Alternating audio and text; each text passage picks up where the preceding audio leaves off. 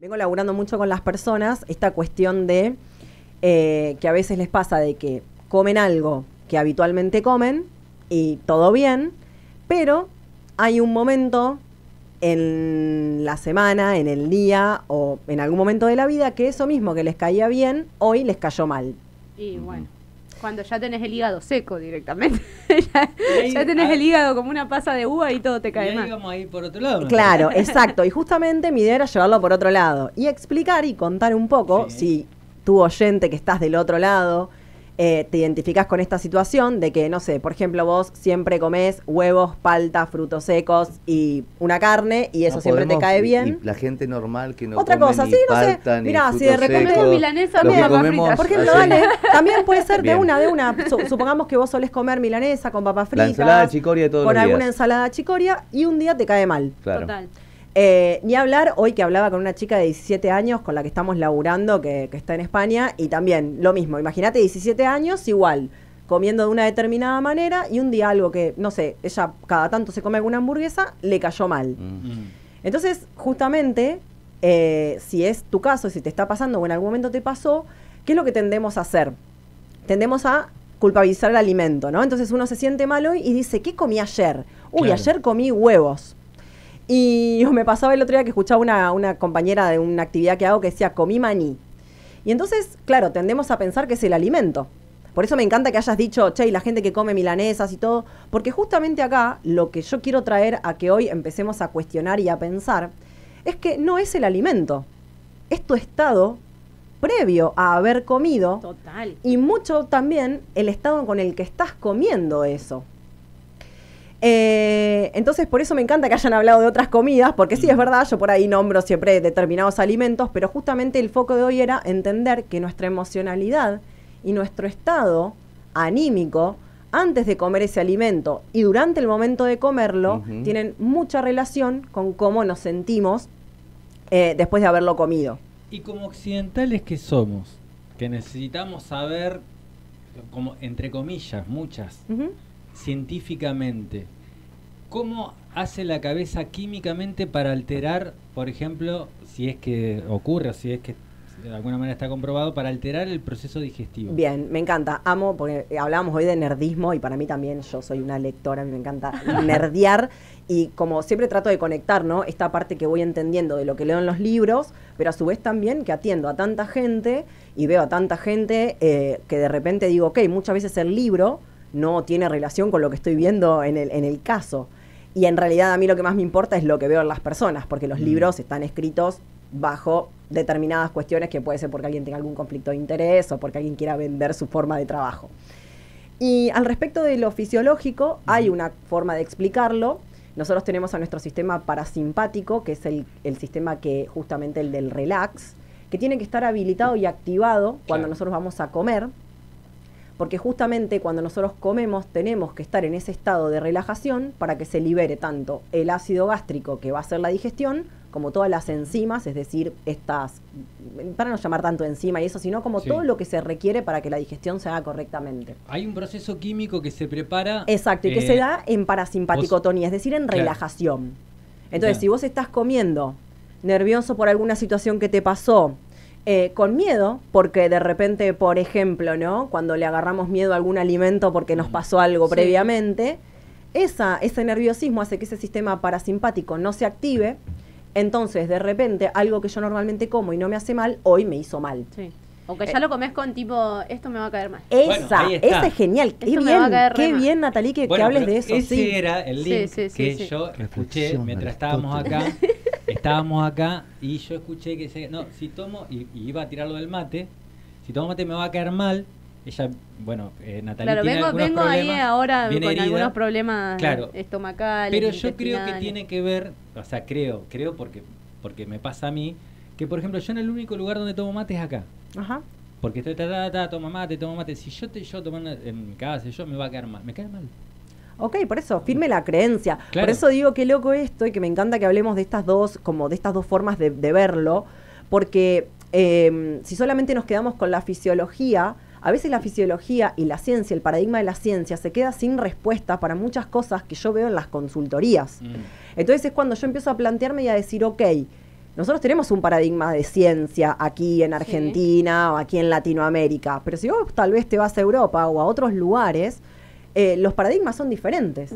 Entonces, justamente por eso es importante que uno conozca el paradigma científico bajo el cual se rigen muchas de las cosas que hacemos, pero también después empezar a ver la individualidad de cada uno, que es lo que yo siempre charlo en las consultorías y que traigo acá cuando hablamos, porque qué importante es lo que pensamos, la creencia que tenemos. Sin dudas, Nat, si vos crees que ese mate te va a caer mal, te va a caer mal.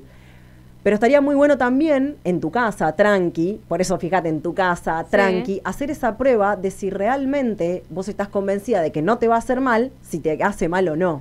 ¿No? Por la importancia. Digo, a veces hay cosas que capaz harían en términos biológicos, no sé cómo plantearlo, ella me corregirá, que te podrían caer más mal que un mate, pero a mí no me parece que eso me haga mal. Por ejemplo, si tomo un vaso de coca está todo bien, ahora si me voy a tomar un mate eso me va a caer mal, digo, y hay una contradicción en eso, digo, porque cuánto peor te haría un vaso de coca que un mate. Genial, pero lo acabas de decir. A mí no me parece que la coca me haga mal. Bueno, ahí está, pero eso es clave pensarlo y entenderlo. Porque justamente lo que uno acá tiene que traer es la creencia de cada persona, el pensamiento que tiene la persona, porque en definitiva lo que en nosotros activa o no determinadas cuestiones es el pensamiento que tenemos sobre eso. Por eso justamente traí esta cuestión hoy. Porque si yo después empiezo a pensar que es el huevo, y cada vez que yo como huevo traigo a mí ese recuerdo y ese pensamiento con el miedo y con todo lo que ello anticipa, porque ya anteriormente tuve una vivencia en la que comí huevo y me pasó esto, después el huevo queda marcado y tenés a esa persona que dice, a mí el huevo me cae mal. Entonces yo siempre digo, ¿es el huevo lo que te cae mal o lo que pasó que no digeriste, que no tiene que ver con una cuestión física, sino con una cuestión emocional que estaba ahí haciendo un tema antes de que vos comieras el huevo? Total. De hecho, a mí me pasó, ¿sabes qué? Sí. Con los espárragos. Qué interesante. Yo tenía 12 años y el día que me tuve como un principio de meningitis, ahí se explica todo, ¿no? Después, ahí quedaste. Sí, ahí quedé ahí. No, dijeron, o sea, después miraba así de grande, decía principio de meningitis, yo tenía 11 años, y ese día, antes de digamos, que me ataque la gilada, ese día comí espárragos y nunca más pude volver a comer espárragos. Por ejemplo, dice espárrago, no era nada. ¿Pero te caen mal? ¿O es sí, la sensación? O sea, ni siquiera te atreves a comerlo. No, traté y algo me más cayó traumático. Yo lo voy a contar. Sí. Porque lo resolví mucho tiempo. Yo tenía una persona cuando era muy chico, una colaboradora en casa, que me cuidaba obviamente, que me hacía albóndigas. ¿Sí? Y con un recuerdo así bastante fresco, alguna vez me agredió. ¿Sí? ¿Te agredió? Físicamente. Bien. ¿Sí? Obviamente cuando mi madre se enteró, no, o sea, adiós, hasta luego. Estuve más de 15 años sin comer albóndigas. Wow. Claro. ¿Y tenés registrado el recuerdo, digamos, o esa asociación y lo que te pasaba cuando no querías comerla? ¿Venía a tu mente algún recuerdo? No, sí, claro, aparte siempre... ¿Era físico y mental? No era físico mental y era estomacal. El estómago se cerraba. ¿Y cuándo se destrabó eso?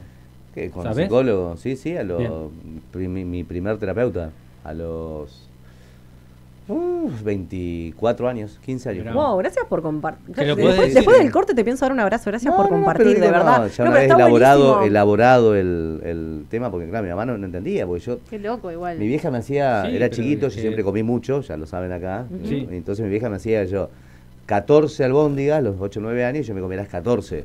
Con si todo te hacía 16. Claro, y un día me hizo albóndigas y no. Y claro, obviamente mi mamá no tenía el elemento de saber qué había pasado y con qué yo ataba el evento traumático, con qué comida. Y una vez dije, no, debe ser porque estaban mal cocinadas, entonces... Claro, y le empezaba... Wow, y es re loco, ¿viste? Porque uno tal vez inconscientemente sabe lo que le está pasando, pero también le busca una explicación, por supuesto, científica. Como vos decís, ¿no? Estaba en mal estado. Después hay alimentos que también se quedan asociados a un recuerdo. Claro. No digamos malo o bueno, pero digo, a ver, los que convivimos, estuvimos en pareja y convivimos. Hay olores, sabores, comidas. Sí, en lugares. Vamos. Por ejemplo, un helado en la cama. Sí, no sé si tanto, pero una ensalada, en mi caso lo puedo decir con sonrisa, nada traumático, pero en mi caso la ensalada, la de apio, manzana. ¿Y nuez? y nuez era como muy significativa de un viernes a la noche con un vaso. Hiperafrodisíaco. Nunca más me volví a hacer, pero porque yo tengo la fiaca de hacerlo y lo hacía mi expareja, ¿no? Claro. Pero digo, uno lo dice con sonrisa porque no hay nada de trauma, no hay nada seguramente malo. Si volvés a comer esa ensalada y la hace otra persona, no va a tener el mismo sabor. No lo sé, tampoco me gustaba demasiado. Bueno, pero porque eso va más allá del sabor. Lo gracioso fue que cuando volví a hablar con mi expareja, le digo, ¿sabes cómo extraen tu ensaladita? No la hago más, me dice.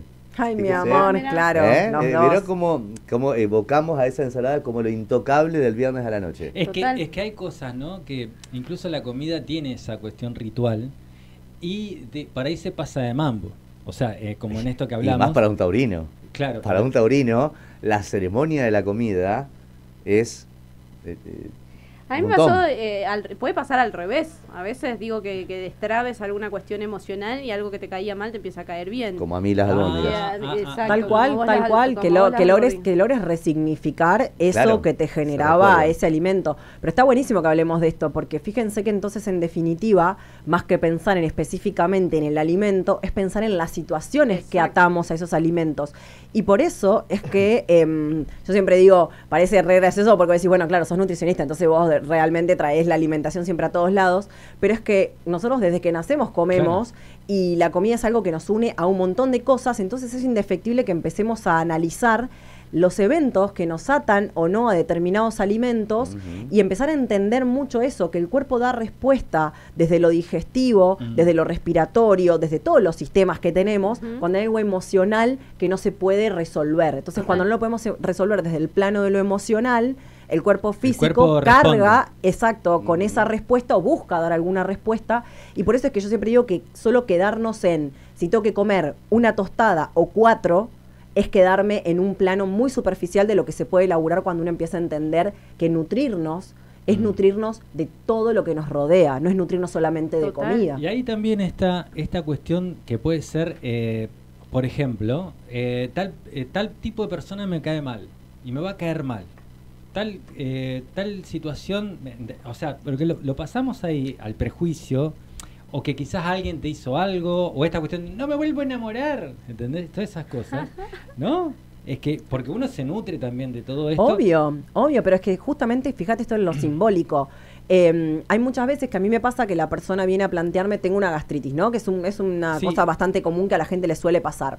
Y la gastritis, cuando uno lo busca desde el simbolismo, tiene que ver con situaciones o personas incluso que uno no puede tragar y digerir. Claro. Y directamente, ¿qué hacemos? Lo relacionamos con una comida. Entonces decimos, no, es esto, la albóndiga. Y en realidad lo que no se puede tragar y digerir es toda esa situación, e incluso a veces, muchas veces la persona, que tu jefe, un compañero de laburo, un familiar o alguien. Entonces, cuando vos sabés que vas a estar en contacto o cuando estuviste en contacto, muchas veces aparecen los síntomas de la gastritis sin haber estado en contacto con un alimento específico. Entonces la persona muchas veces llega a la consulta y me dice, pero a veces me pasa y no comí nada. Ok, pensá en qué fue lo simbólico, en qué es esta situación que te trae también al no poder digerir, independientemente de pensar en un alimento físico. Por esto, porque somos un cuerpo no solo físico y mental, sino un cuerpo también emocional y espiritual. Y aparte lo que está bueno es darle un sentido, porque si vos decís, mira, por ejemplo, yo tengo un hecho que pasó por el cual a mí el alcohol no me gusta, no tomo alcohol, ¿no? Que tiene que ver con mi madre, muy chiquito, ella tenía una botella con agua adentro para amasar, y uno con vinagre de alcohol que lo tenía al lado. Entonces agarró uno creyendo que era otro y yo estaba ahí y me tiró todo eso. Entonces mi amor. Sí.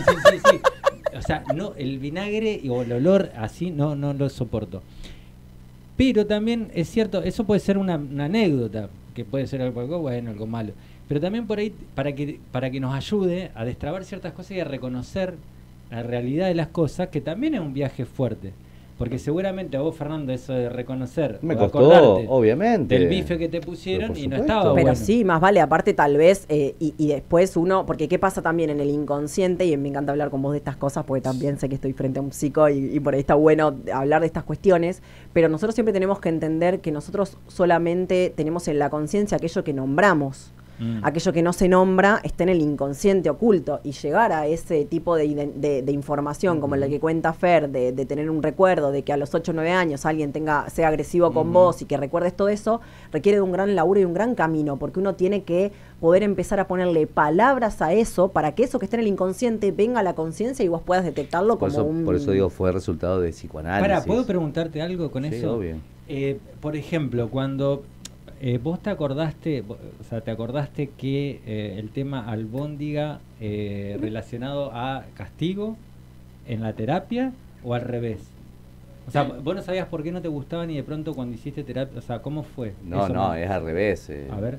Del porqué de la resistencia. ¿Ese recuerdo vos lo tenías oculto, que te habían obviamente, castigado? completamente oculto. Mirá vos, qué loco. Sí, completamente oculto. O sea, apareció a partir del tema por ejemplo, del emergente albóndiga. No, o sea, no. No llevé a las albóndigas a la terapia. Claro, estaba medio mal. O sea, entiendo por qué no ejercés. Digo, llevé el tema de la violencia. En general, la violencia. Llama al colegio de psicólogos, por favor. Escuchá, yo llevé el tema de la violencia. No, pero cuando hice terapia tenía 24. Claro, bueno, por eso. Claro, me parece 8 o 9 años. Acá me va a corregir el psicólogo, pero los traumas te quedan de la época. No te puede corregir nada. O sea, si alguien piensa que llevas el emergente albóndiga al psicólogo, evidentemente ese psicólogo saque la matrícula. Pensaba, se ve el emergente de la violencia. Pensaba, claro, esta cuestión de que quizás también a partir de cierta cuestión que no podías resolver, eso te hace track en una intervención. Me quiero acordar, a ver, hacia bueno, me quedé un poco en silencio porque me recordé también que cuando era muy chica, tenía 13 años, una amiga del colegio falleció, la chocó un camión y falleció. Y nosotros justo salíamos del colegio, o sea, nos encontramos con la situación y mi mamá estaba en mi casa esperándome con ravioles. Yo por mucho tiempo no comí ravioles.